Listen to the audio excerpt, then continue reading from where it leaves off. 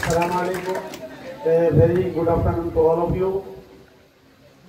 সম্মানিত আজকের এই ফ্রেশার্স ওয়েলকাম নবীন বরণ অনুষ্ঠানের সম্মানিত সভাপতি তথা স্পেকট্রাম সিনিয়র সেকেন্ডারি স্কুলের সম্মানিত অধ্যক্ষ সাহেব, উপস্থিত আমাদের সর্বজন শ্রদ্ধেয় আমাদের শিক্ষক মণ্ডলীর শিক্ষক, আমাদের পিতৃতুল্য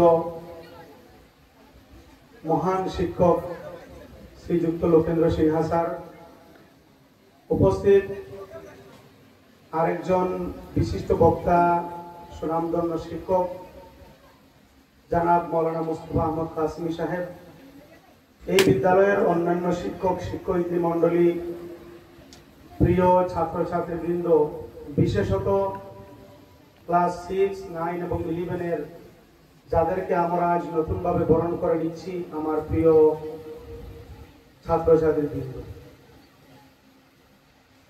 স্পেকট্রাম সিনিয়র সেকেন্ডারি স্কুল তার জন্মলগ্ন থেকে একটা আকর্ষণ, একটা ধারাবাহিকতা, একটা আদর্শ নিয়ে চলছে।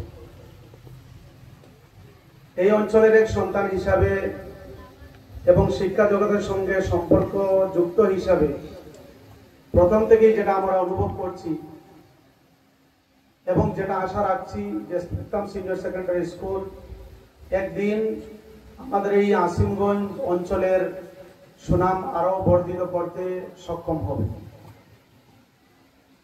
বিশেষত এখানের যারা শিক্ষক শিক্ষয়িত্রী, ম্যানেজমেন্টের যেসব সদস্যবৃন্দ, ওদের নিরলস প্রচেষ্টা, অক্লান্ত পরিশ্রম আমরা উপলব্ধি করছি।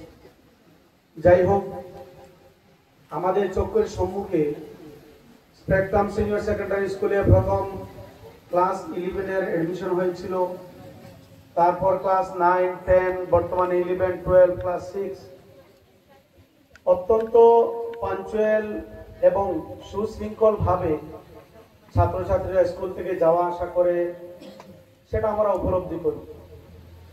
যদিও আমরা স্বাভাবিকভাবে গাড়ির গ্লাস বন্ধ করে এই অঞ্চল অতিক্রম করলেও আমরা সেটা ভালোভাবে দেখি এবং আমার মনে অত্যন্ত আনন্দ লাগে যে আমাদের গ্রামের ভিতরেই আমাদের বাড়ির পাশে একটা স্কুল, ছাত্রছাত্রীরা অত্যন্ত সুশৃঙ্খল ভাবে যাওয়া আসা করছে।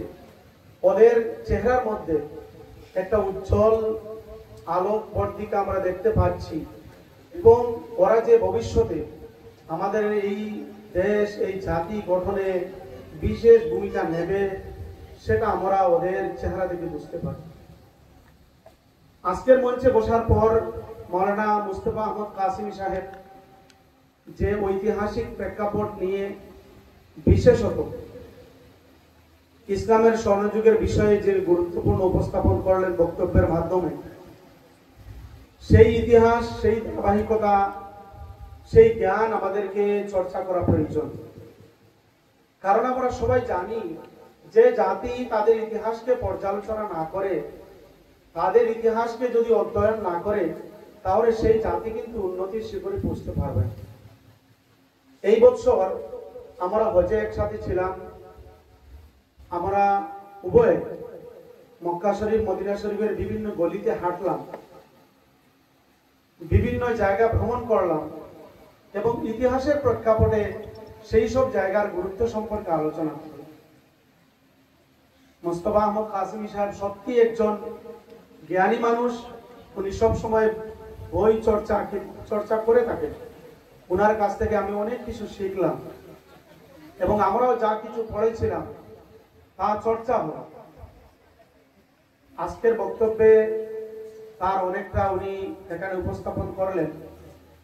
লোকেন্দ্র স্যার জ্ঞানের সাগর। আমি ধন্যবাদ জানাই স্পেকট্রাম সিনিয়র সেকেন্ডারি স্কুলের কর্তৃপক্ষ যে শিক্ষক দিবসের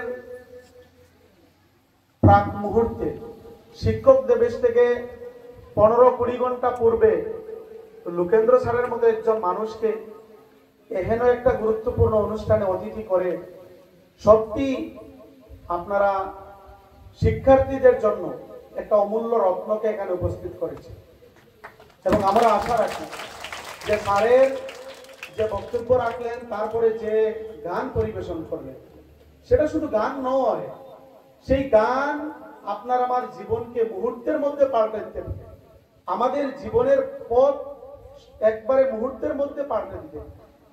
আমি স্যারের গান শোনার পর আমার মনে কিছু আসলো, সেটা এখন উপস্থিত করতে যাচ্ছি। প্রিয় ছাত্রছাত্রীবৃন্দ, এই গোটা বিশ্বের মধ্যে যখনই পরিবর্তন আসছে, সেটা শিক্ষিত সমাজের মাধ্যমে হয়েছে এবং শিক্ষিত যুব সমাজের মাধ্যমে হয়েছে।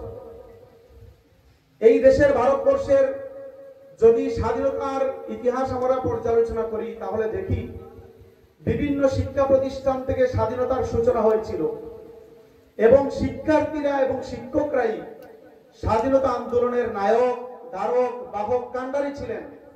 সাধারণ জনতা ওনাদের পিছনে ছিলেন।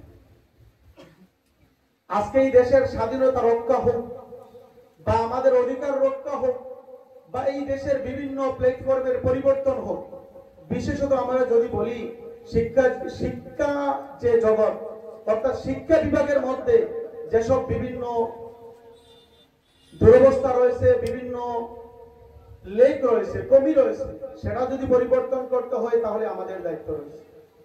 এবং বিশেষত আমরা সবাই জানি যে এই দেশের গোটা বস্তুর পরিচালনার দায়িত্ব কিন্তু রাজনৈতিক নেতৃবৃন্দের হাতে। রাজনৈতিক দলের মাধ্যমে সরকার নির্বাচিত হয় এবং সরকার আমাদের দেশ পরিচালনা করে, চাহে ইউনিভার্সিটি হোক, স্কুল হোক, কলেজ হোক, অন্যান্য অফিস আদালত হোক, যে কোনো ব্যবস্থা হোক, এই সব দেশের সব সেক্টরকে, সবকিছুকে পরিচালনা করে রাজনৈতিক নেতৃবৃন্দরা। রাজনৈতিক নেতৃবৃন্দের মধ্যে যদি মানবতা না থাকে, স্বচ্ছতা না থাকে, ওদের মনের উদ্দেশ্য যদি ভালো না থাকে, তাহলে কিন্তু দেশ কখনো এগিয়ে যেতে পারে। তাই আমি আশা রাখি আজকে যাদেরকে আমরা বরণ করছি নবীন হিসাবে, একদিন আপনারা এই শিক্ষা প্রতিষ্ঠান থেকে শিক্ষিত হয়ে আরো বড় শিক্ষা প্রতিষ্ঠান যাবেন, সেই শিক্ষা প্রতিষ্ঠান থেকে শিক্ষা অর্জন করে কোয়ালিফাইড হয়ে এই দেশের সেবায় ঘুরে আসবে। এই দেশ এমন এক টিমের অপেক্ষা করছে যে টিম এই দেশের সঠিক উত্তরাধিকার হবে এবং এই দেশের ওফাদার হবে। ওফাদার একটি টিমের জন্য অপেক্ষা করছে এই দেশ। আমি আশা রাখবো আমাদের ভবিষ্যৎ প্রজন্ম, আপনারা আমাদের প্রিয় ছাত্রছাত্রীবৃন্দ, স্যার যাদের কথা বলেছেন যে 15 থেকে 20-25 বছর পর্যন্ত এইসব কমিউনিটির উপর ডক্টর এপিজে আব্দুল কালাম বিশেষ ফোকাস দিয়েছেন। আপনারা যারা ক্লাস 9 থেকে 12 পর্যন্ত বা ডিগ্রি পর্যন্ত যেসব ছাত্রছাত্রী, আমরা যদি সবাই আমাদের সব উদ্দেশ্য নিয়ে পড়াশোনা করে এই দেশকে পরিবর্তন, দেশকে গঠন, দেশকে এগিয়ে নিয়ে যাওয়ার জন্য আমরা যদি সচেষ্ট হই, আমরা যদি ইচ্ছা প্রকাশ করি এবং আমরা যদি বিভিন্ন সেক্টরের মধ্যে আমাদেরকে জড়িয়ে নিই, তাহলে একদিন এই দেশ জগৎ সভায় শ্রেষ্ঠ আসন লবে। সেই আশা রেখে সবাইকে ধন্যবাদ জানিয়ে আমি আমার বক্তব্য শেষ করছি। ধন্যবাদ। Thank you very much, sir, for your fabulous lines. And now